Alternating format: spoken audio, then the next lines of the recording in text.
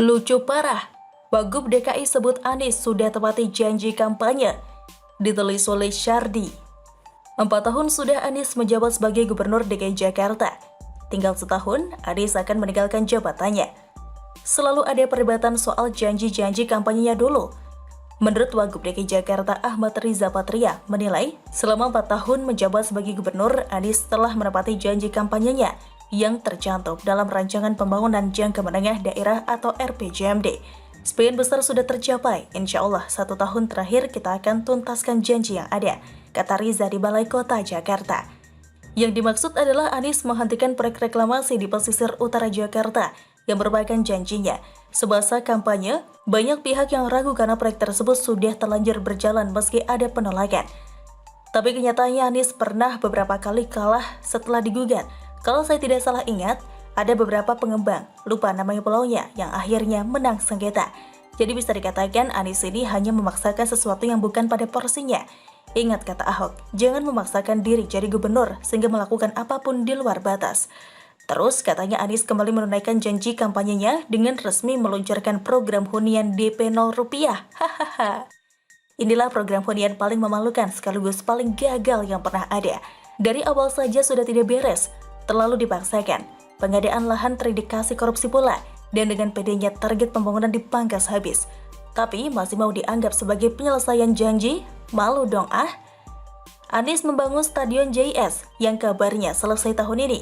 Anies katanya juga menghadirkan kesejahteraan untuk warga Jakarta melalui 5 jenis kartu kesejahteraan, yaitu Kartu Jakarta Pintar atau KJP Plus berupa bantuan dana pendidikan, Kartu Jakarta Mahasiswa Unggul atau KJMU berupa dana pendidikan bagi mahasiswa, dan Kartu Pekerja Jakarta atau KPJ, Kartu Penyandang Disabilitas Jakarta atau KPDJ, dan Kartu Lansia Jakarta atau KLJ. Bukankah itu adalah lanjutan atau pengembangan dari program gubernur sebelumnya, cuma dilanjutkan dan dikembangkan lagi? Anies membangun trotoar yang dibuat terintegrasi dengan bus Transjakarta, MRT, serta LRT. Anies juga meluncurkan Jaklingko untuk integrasi antar moda di Jakarta. Pemprov DKI juga menggratiskan pajak bumi dan bangunan atau PBB bagi guru, pensiunan ASN, pensiunan TNI Polri, pahlawan kemerdekaan, dan mantan presiden atau wakil presiden.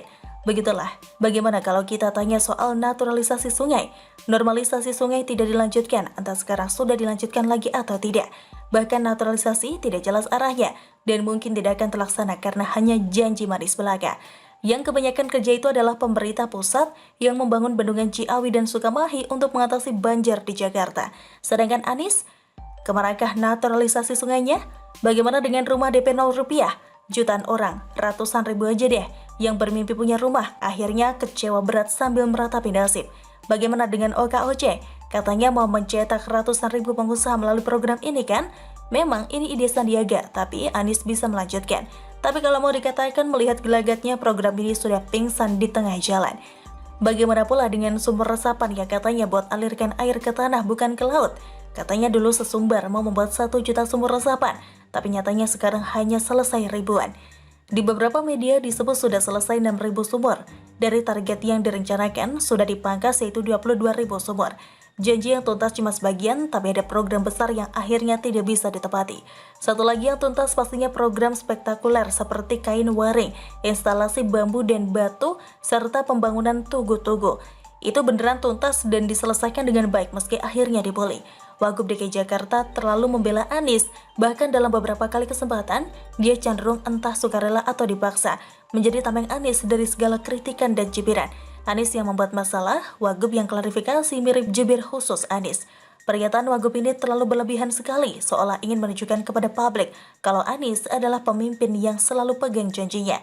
Gimana 1 tahun lagi bisa tuntaskan semuanya? Tidak masuk akal, mungkin bisa selesai dengan memakai tata kata. Bagaimana menurut Anda? Silahkan tulis komen Anda di kolom komentar. Jangan lupa untuk like, subscribe, dan share. Siwar TV pamit, sampai jumpa. Wassalamualaikum warahmatullahi wabarakatuh.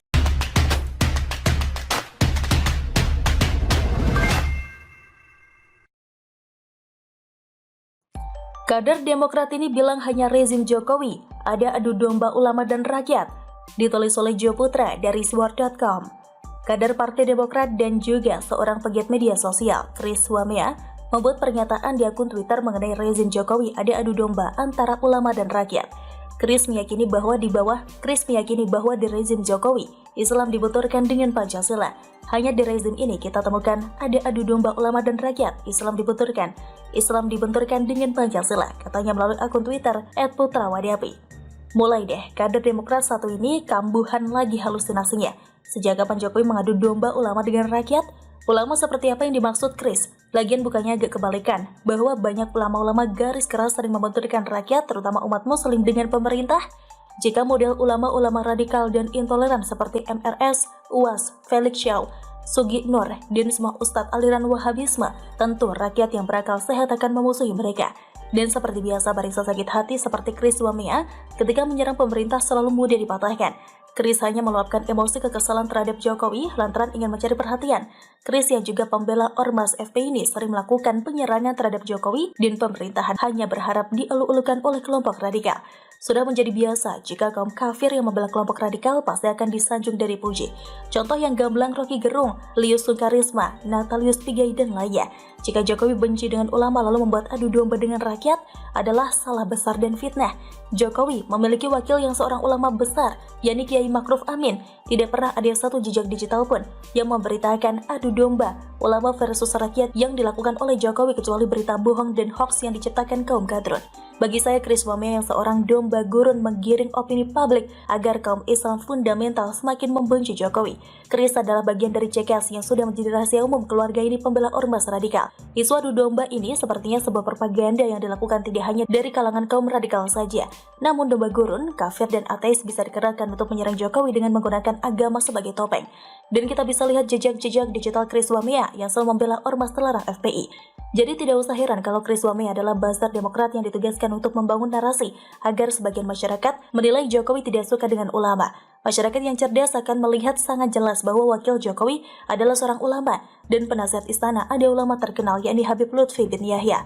Begitulah maling teriak maling dilakukan Chris dan partainya yang mendukung ormas radikal lalu memfitnah orang melakukan adu domba. Padahal mereka sendiri yang membentur-benturkan, teriak-teriak sendiri dan marah-marah sendiri. Tidak usah bersembunyi atas nama agama dan rakyat. Kelakuan kalian di Demokrat sama dengan pemimpin kalian yang merasa terzalimi. Setelah itu curhat dan baper.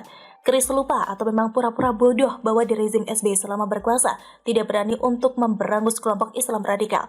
Banyak orang menilai bahwa pemerintahan SBY memelihara kelompok radikal ini agar kekuasaannya tidak diutak-utik dan aman.